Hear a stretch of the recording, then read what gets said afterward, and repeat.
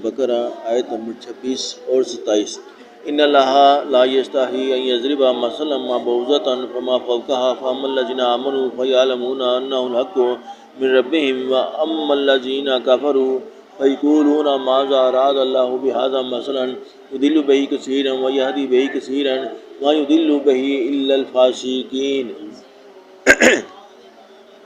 اللہ اس بات سے عار نہیں کرتا کہ مچھر یا اس سے بڑھ کر کسی چیز مثلا مکھی مکڑی وغیرہ کی مثال بیان فرمائے، اور جو مومن ہیں وہ یقین کرتے ہیں کہ وہ ان کے پروردگار کی طرف سے سچ ہے، اور جو کافر ہیں وہ کہتے ہیں کہ اس مثال سے اللہ کی مراد ہی کیا ہے۔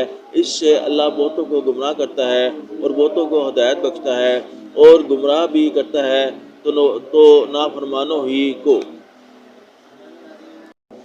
الذین ینقضون عہد اللہ من بعد میثاقہ ویقطعون ما امر اللہ بہ ان یوصل ویفسدون فی الارض اولئک هم الخاسرون۔ جو اللہ کے اقرار کو مضبوط کرنے کے بعد توڑ دیتے ہیں اور جس چیز یعنی رشتہ قرابت کے جوڑے رکھنے کا اللہ نے حکم دیا ہے اس کو قطع کیے ڈالتے ہیں اور زمین میں خرابی کرتے ہیں، یہی لوگ نقصان اٹھانے والے ہیں۔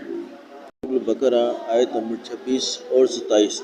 ان اللہ لا یستحی ان یضرب مثلا ما بعوضۃ فما فوقها فاما الذین آمنوا فیعلمون انہ الحق من ربهم واما الذین کفروا فیقولون ماذا اراد اللہ بہذا مثلا یضل بہ کثیرا ویہدی بہ کثیرا وما یضل بہ الا الفاسقین۔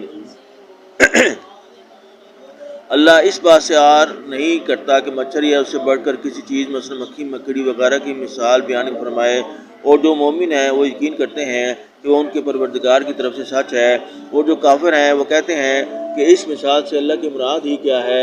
اس سے اللہ بہتوں کو گمراہ کرتا ہے اور بہتوں کو ہدایت بخشتا ہے، اور گمراہ بھی کرتا ہے تو نافرمانوں ہی کو۔ الذین ینقضون عہد اللہ من بعد میثاقہ ویقطعون ما امر اللہ بہ ان یوصل ویفسدون فی الارض اولئک هم الخاسرون۔ جو اللہ کے اقرار کو مضبوط کرنے کے بعد توڑ دیتے ہیں اور جس چیز یعنی رشتہ قرابت کے جوڑے رکھنے کا اللہ نے حکم دیا ہے اس کو قطع کیے ڈالتے ہیں اور زمین میں خرابی کرتے ہیں، یہی لوگ نقصان اٹھانے والے ہیں۔ الذین ینقضون عہد اللہ من بعد میثاقہ ویقطعون ما امر اللہ بہ ان یوصل ویفسدون فی الارض اولئک هم الخاسرون۔